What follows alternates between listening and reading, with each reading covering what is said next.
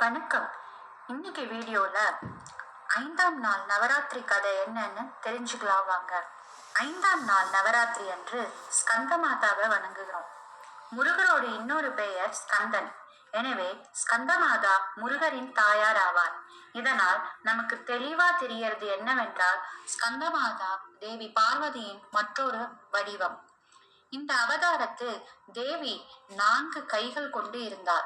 ஒரு கையில் முருகரையும் மற்ற 2 கைகளில் தாமரையும் 4ஆம் கையால் தன் பக்தர்களை ஆசிர்வதிக்கிறார். அவளின் வாகனம் சிங்கம் மற்றும் தேவி தாமரையில் அமர்ந்திருப்பாள். சரி, இப்பொழுது ஸ்கந்தமாதாவின் கதை என்னன்னு பார்க்கலாம் வாங்க. முருகர் அவதரித்த கதை மிகவும் சுவாரஸ்யமானது. சதி இறந்த துயரில் சிவன் தன்னை இந்த உலக விஷயங்களில் இருந்து விடுவித்து முற்றிலும் தன்னையே மறந்த நிலையில் இருந்தார்.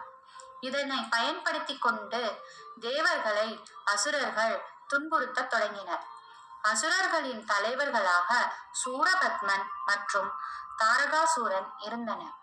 அவர்கள் இருவரும் சிவன் அல்லது சிவனின் வாரிசால் மட்டுமே தங்களுக்கு மரணம் என்று வரம் வாங்கி இருந்தனர்.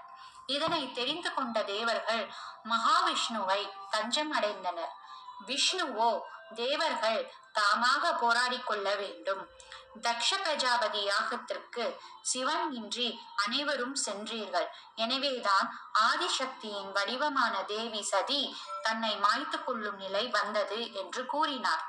பின் தேவர்களுக்காக நாரத மகரிஷி தேவி பார்வதியை சந்தித்து சிவனை நோக்கி தவம் இருக்கச் சொல்கிறார். சிவனே முன் ஜென்மத்தில் பார்வதியின் கணவர்.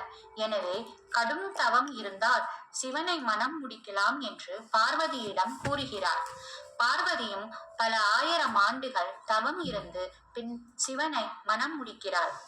சிவன் மற்றும் பார்வதியின் ஆற்றல் கொண்டு ஒரு உமிழம் விதை உருவாக்கப்படுகிறது. அதுவே சிவனின் வாரிசு என்றும் அதனை சரவண பொய்கைக்கு கொண்டு செல்லும் பணி அக்னி பகவானுக்கு வழங்கப்படுகிறது. அக்னியால் அந்த விதையின் சூட்டை தாங்க முடியாததால் அவர் அதனை கங்கையிடம் ஒப்படைக்கிறார். பின் தேவி பார்வதி தண்ணீர் வடிவம் எடுத்து சிவனின் விதையை பத்திரமாக கொண்டு செல்கிறார். இவ்வாறு திறமையான குழந்தையை எடுத்து சென்றதால் ஸ்கந்தமாதா என்று அழைக்கப்படுகிறார். ஸ்கந்தமாதாவை வணங்குவது கார்த்திகேயனே வணங்குவதற்கு சமம். ஏனென்றால் கார்த்திகேயன் தாயின் மடியில் அமர்ந்திருக்கிறார். ஸ்கந்தமாதாவை வணங்கும் பக்தர்களுக்கு வாழ்வில் அமைதி, செழிப்பு மற்றும் இரட்சிப்பு கிட்டும் என்பது உண்மை. ஸ்கந்தமாதாவுக்கு உகந்த பிரசாதம் வாழைப்பழம். இதுவே 5ஆம் நாள் நாம் நவராத்திரி என்று வணங்க வேண்டிய தேவியின் கதை.